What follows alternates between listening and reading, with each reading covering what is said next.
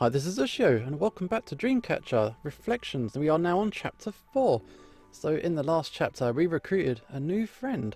So there's now 3 of us in our little squad. And off we go on the new adventure. Ow. Riza stumbles backward, tripping over her own feet and landing ungracefully on her backside.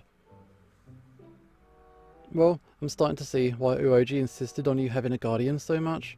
Hey, no one told me I was going to be fighting giant rats and stuff. Riza folds her arms, remaining on the ground. And no one told me I was going to be a babysitter. Get up, we'll try this again. Riza sighs dramatically, pushing herself to her feet. Can't we do, I don't know, literally anything else? We're supposed to be going to Redacross? Sure, as soon as you can land a hit on me. That's not fair, you're like some kind of martial arts master. I'm not a master, trust me, but I have been practicing a lot longer than you. But fine. Hey, kid, get down here. Damien lowers the book he's reading while reclining on a large branch. I'd really rather not. Luna walks over to the tree and kicks the base of it hard enough to shake the branches. Man, the boy falls to the ground with a crash, along with a pile of twigs and leaves. Was that really necessary? Consider this your rent. Get up. We're sleeping in tents. Did you pay for them? Well, no. Then let's go. Fine, whatever. What do you need me to do? Luna points to Riza. You're going to have to help me teach that one to defend herself, so you and I don't have to all the time. So what, you think you're giving her an advantage by pitting her against me instead of you? It's less that, the more than I can figure out what both of you are doing wrong by watching. Luna ignores their mildly offended looks. Okay, have at it. But, oh god. Wait, you're actually gonna...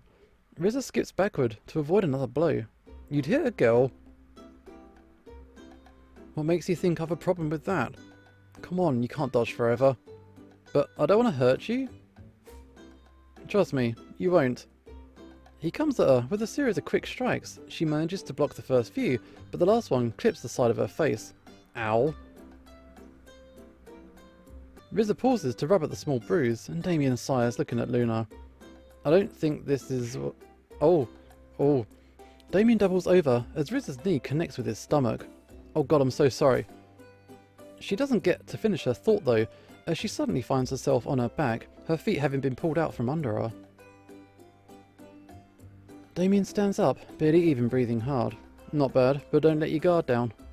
And definitely don't apologise. Okay, that's enough. We'll come back to this tomorrow. Thank god, so are we staying here tonight or what? Luna looks around the clearing they're in. Yeah, this is as good a spot as any. She points to the pile of tents by the tree. I'll set these up. You two go get some firewood before it gets dark. Why do we have to get the firewood? Do you know how to set up the tent? No. Well, there's your answer. Riza sighs again, rolling her eyes, and sets off into the woods, Damien close behind. Alright, we're out camping. It's the May 22nd, 2009. Hey, I'm back on Saturday, thankfully. School has been rough. Finals are coming up and I hate it, but that aside, it's been what, almost 2 months since we added Damien to the party, so to speak? He hasn't left yet, so I guess Luna and I aren't terrible company. It was kind of awkward at first, but we're all getting used to each other, I think. He's still kind of a mystery though. The kid doesn't talk much really, but there are a couple of things I'm not sure I want to ask about. I'm not even sure what he is. He's got pointy ears, but Luna doesn't think he's an elf. Oh yeah. Apparently there's elves here, that's totally a thing. There's also this scar on his neck. It's kinda nasty, but I guess it's none of my biz. Anyway, I had a birthday last week, so I'm 17 now. My parents have been trying to get me to take my driver's license test, but I really don't want to yet. I'm pretty tied up here, I guess. It just doesn't seem important right now. Also, the traffic terrifies me. That aside, we finally actually went shopping and picked up those suppliers we went to Kradir for. I've got no idea where Luna gets this money, but that's a mystery for another day. We're heading toward a city called Redacross. Oroji supposedly got in touch with one of the other dreamers and said that we were heading there, so we're going to hopefully meet up with them. It's supposed to be a pretty big town though, and he wasn't too clear on who we were looking for, so I hope that we can find them. Luna said there's also a big library there, and she thinks we might find some more info on the dreamers, so I think we're going to stop there too. Onwards to adventure, I guess. Riza picks up a rather large stick from the ground. Hey, Day, catch! He fumblingly catches it. Why do I have to carry it? Because I found it? That's not a reason. She ignores that, collecting 2 more small logs and handing them to him. He sighs and keeps walking. They continue deeper into the forest, the pole growing. Riza picks one particularly bat-like stick up, examining it and swings it about a bit. What are you going to do with that? I don't know, beat up a monster. You know, it probably wouldn't be a bad idea for you to have a weapon actually. Show me how to use a knife then. He snorts in amusement. Yeah, a blade might not be a good fit. You think I couldn't use one?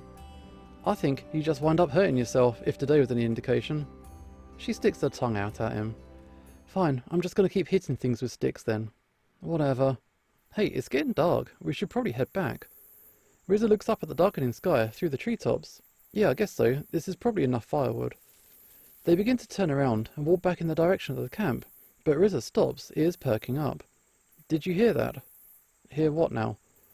I thought I heard something in the bushes. It was probably just a rabbit or something, come on. Riza frowns, still looking nervously at the bush. Her eyes widen a bit when it begins to glow. Yeah, that ain't normal. What is this? Day. Oh, uh-oh. What? Riza's cut off as Damien puts a hand over her mouth. Having quietly set the logs on the ground, he brings a finger to his lips, indicating that she should be quiet. They slowly step back behind a bush as something begins to take shape in front of the glowing one. What have we got? Oh wow, the creature is pulsating with a faint light, shaped somewhere between a rabbit and a weasel, wisps of white fur-like material billowing off of it. It doesn't seem to be entirely solid. That, Damien whispers as he explains, that's a spirit, Ignis. I've read about them a bit, and they're kind of a mystery, but it's said that they're walking portals to the underworld.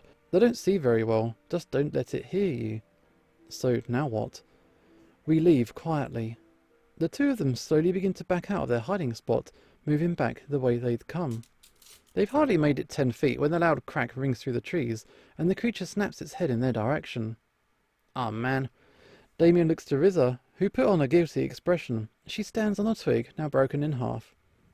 The Ignis is now looking directly at them, a low growl coming from somewhere within it. Suddenly, it opens its mouth wider than seems possible, letting out an ear-splitting screech. A swirling, ethereal substance can be seen inside its open maw. Great, now what? Run! Damien grabs Riza by the wrist and takes off back toward camp. More of the creatures appear in the forest around them as they run. Finally, the tents come into view, and Luna turns to see what the commotion is. Luna, yo, what's up? She hops up, taking off with them. Oh man, what did you do? I didn't do nothing. Really? What part of don't let them hear you do you not get? They arrive at the edge of the woods, finding themselves in the clearing in front of a steep cliff. The Igni rush out, surrounding them. More appear on the cliffs above. We are screwed, I think. Brilliant. Can we fight them? It looks like we're going to have to. Just try not to touch them. Why not? You don't want to know. Riza looks at her 2 weapon-toting friends. Guys, I don't got anything. Riza pauses when she realises that she's still holding onto the stick from earlier. Okay, we got stick powers. Well, I guess I can improvise. The 3 of them brace themselves as the Igni inch closer. Suddenly, one charges at Riza, diving toward her with the jaws wide open. Swack, that's it. 4. Beat that thing. Oh wow, it went. And that's it. If they're that easy to take out then, watch out. There's another one. Pay more attention. She's scarier than the monsters. They battle with the horde for a while, sending a number of them packing, but not enough. Is it just me, or are there as many of them as there were when we started? Luna and Riza survey their surroundings. Yeah, he's right, we're still surrounded. Riza tightens her grip on the stick. Well, we'll just have to take him out faster. Riza, wait a sec. Uh-oh, that's not good. Riza shuts her eyes, waiting for the inevitable, but instead feels something grab the back of her shirt, followed by a sensation of flying through the air. You got dragged out the way. She's dropping on the ground a few seconds later, and opens her eyes, panting. Thanks, Luna. You're welcome. Who dis? A split second later, Luna is between them, hackles raised, teeth bared, and weapons drawn. You get away from her. Easy now, I'll come in peace. What are you doing here? I'm just passing through. No need to be hostile. Besides, looks like Yins are in a bit of a bind. He gestures toward the mass of Spirit Igni. I don't need your help. Leave. Behind her, Riza's getting to her feet. Hey, maybe you don't, but I definitely do. Luna glances back at her. You don't understand. Who cares who he is? We're surrounded. If he wants to help, let him. But, oh god. Hey guys, can you have this argument like any other time than now? Luna glances back at him, lowering her blade slightly. Fine. Only until we're rid of these things, and then you go. Whatever you say. So who is this guy, putting out a blade like that? How about it then, Luna? Just like old times. Let's go, Lunos. They're old friends, or acquaintances at least.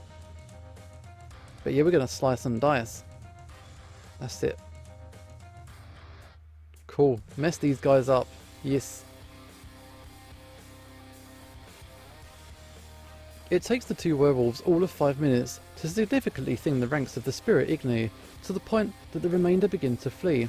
Riza and Damien have moved to the centre of the clearing and are now watching in awe as the wolves dash around, taking out entire waves of the monsters at a time. When the last of them have either fled or vanished, Luna and the other werewolves put their weapons away, and Riza and Damien jog over to them. Okay, that was pretty cool, but who are you again? He's leaving. I'm just asking a question, calm down. What did you say your name was? I'm Lunos. I'm an old friend of Luna's. If that's how she treats her friends, I'd hate to see how she treats her enemies. We're not friends. Riza, Damien, let's go. Damien shrugs and begins to follow Luna back toward their camp, but Riza hesitates. Hey, Lunas, do you want to come back and have dinner with us? She sees Luna abruptly stop, bristle and spin around, while Damien's eyes go wide. What? Absolutely not, no way. Why not? Because I said so. Why do you care? You're not my mum. I can hang out with whoever I want. Oh, wow. Told her. Luna gestures at the previously monster-filled clearing. Someone has to clear up your messes. Then she spins on her heel and begins to walk away. Whatever, do what you want. Riza opens her mouth to retort and shuts it again, still fuming, but she turns back to Lunos, putting a smile on. So, how about dinner? I want to thank you for the help. Oh wow, there she goes again. I don't know if this is such a good idea. I insist, really, Luna will get over it. Lunos still looks sceptical, but he puts on a broad grin. Well, miss, if you insist. Oh man, this is going to be really awkward. As they walk back toward the camp, Riza turns to Lunos. So, why does she hate you so much? What, Luna? Oh, she's probably still mad about that one job. Job? It's a long story, kid, and I don't think it's my place to tell it. Riza frowns, but continues to walk. Back at the camp, Riza roots through a bag of food, looking for something to cook. Lunos has excused himself to use the restroom, and Luna's hovering in a tree on the edge of the clearing. Riza pulls a few things out of the bag. So is it just me, or is something weird with Luna? Oh man. I think it's that Lunos guy that's weird. He just shows up out of nowhere and decides to play hero, as if that's not weird. You did it. And just because you trust complete strangers doesn't mean everybody else should. That's just how people get murdered. Are you saying I shouldn't trust you? Statistically, probably not. I am a thief. Riza rolls her eyes. Okay, so if you're untrustworthy, why did you help with the rats in Kradir? He looks considerate for a moment. It was kind of on a whim. Obviously, I didn't know what I was getting myself into. Riza raises an eyebrow at him and laughs. Well, I'm glad you did. I mean, you're welcome, I guess. By the way, what do you know about werewolf Igni? Why would you assume I know anything about them? Well, because you literally always have your nose in a book, and you also know about the Spirit Igni. That's fair. I know enough to tell you that Luna is the exception rather than the rule. Usually they live in packs, which are more like small villages and are a tight-knit social group, They usually mate for life, but the whole pack helps raise the young. Each pack has an alpha male and female. It's kind of like a formality. Everything's a group effort. Lone wolves that live apart from the pack are kind of rare. Luna told me she left hers behind a long time ago. I wonder why. Couldn't tell you, it's kind of strange. And how does Lunos fit into all of this? I'm not sure, and she probably wouldn't tell me if I asked. Well, if this mystery isn't going to get solved, then we should probably get started on dinner, right? Well, I guess so. Yeah, have them snacks. You know, there's all kinds of How Korea other than half-wolves. One time I met this one little thing. I wasn't sure what it was at first, but then I saw the big ears, and lo and behold, it was a half bunny. He gestures wildly as he tells his tale. He offered me a bunch of carrots if I didn't eat him. I told him, well, I don't much like carrots, but rabbit gives me indigestion, so he could go.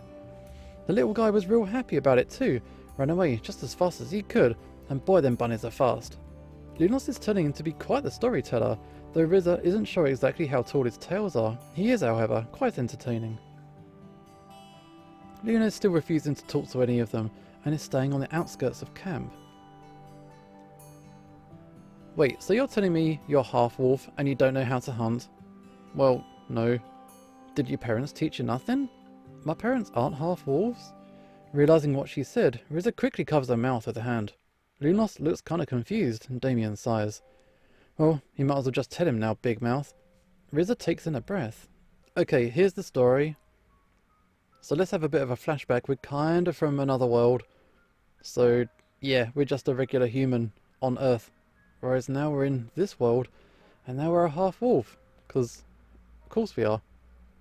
A dreamer, huh? I thought they were just a myth. Apparently not. Lunos rubs his chin thoughtfully. Well, dreamer or not, you should still know how to hunt. I could teach you if you want. Riza steals a quick glance at Luna, who continues to ignore him. Yeah, you know what? It sounds like fun. Are you going to still be around tomorrow? I mean, I can be. Great, we can start in the morning. Sure, kid, we'll do just that. We invited another friend to join the party. Okay, later that night. Finally, I thought she'd never leave. Probably after some poor animal for breakfast. I can't believe I found a dreamer in the Nagra, but I'll have to come back for the go another time. This is the kid the boss wanted. Don't trust him. Do not trust him. Well, time to get to work. End of chapter 4. Oh, there's a cliffhanger for you. But okay, I guess we'll find out what happens in the next chapter. This is Usho signing off, and hopefully I will see you next time.